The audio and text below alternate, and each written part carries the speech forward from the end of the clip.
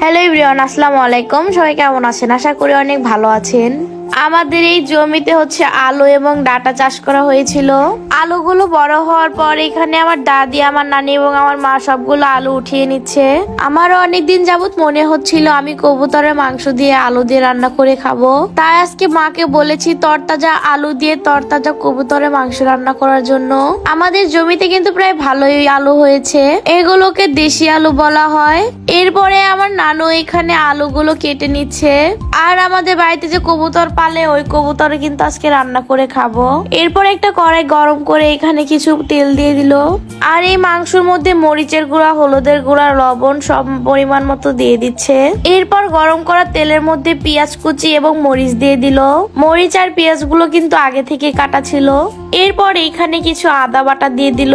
আদা বাটা কিন্তু ফ্রিজ ছিল, তাই ভালো করে গলিনি, অমনি দিয়ে হয়েছে। এরপর এইখানে মাংসগুলো দিয়ে দিল। এরপর এই মাংসগুলো ভালো করে কষিয়ে নেওয়া হবে। কষানোর আগেই কিন্তু এখানে কিছু ধনিয়া গুঁড়া দিয়ে দিয়েছে।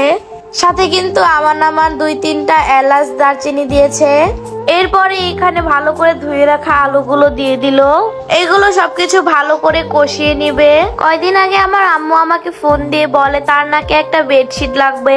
আম্মু যখন চেয়েছে আমি তো আর না করতে পারি না, তাই আমিও অর্ডার করে ফেলি। বেডশিটটা এত ভালো বলার মতো না। এই বেডশিটের সাথে কোল বালিশের কভার এবং 2টা বালিশের কভারও থাকবে। বেডশিটটা আমি হাতে পাওয়ার পর এখন আমি ভালো করে বিছানায় বিছিয়ে দেখছিলাম লাগে নাকি। এই বেডশিটটা কিন্তু অনেক বড় ছিল, তাই আমাদের খাটে ভালো করে লেগে গিয়েছে। আমি এই ডিজাইনের চাদর আমার নানুকে একটা এনে দিয়েছি এবং আমার আম্মুকেও দিলাম, কারণ এই ডিজাইনটা আমার কাছে অনেক ভালো লাগে। চাদরটা বিছানোর পর আমাদের ঘরের লুকটাই তো বদলে গিয়েছে। কালো কালার চাদর, মাশাআল্লাহ অনেক সুন্দর ছিল। এই সুন্দর চাদরটা আমি নিয়েছি মায়ের দোয়া হোম টেক্সটাইল এই পেজ থেকে।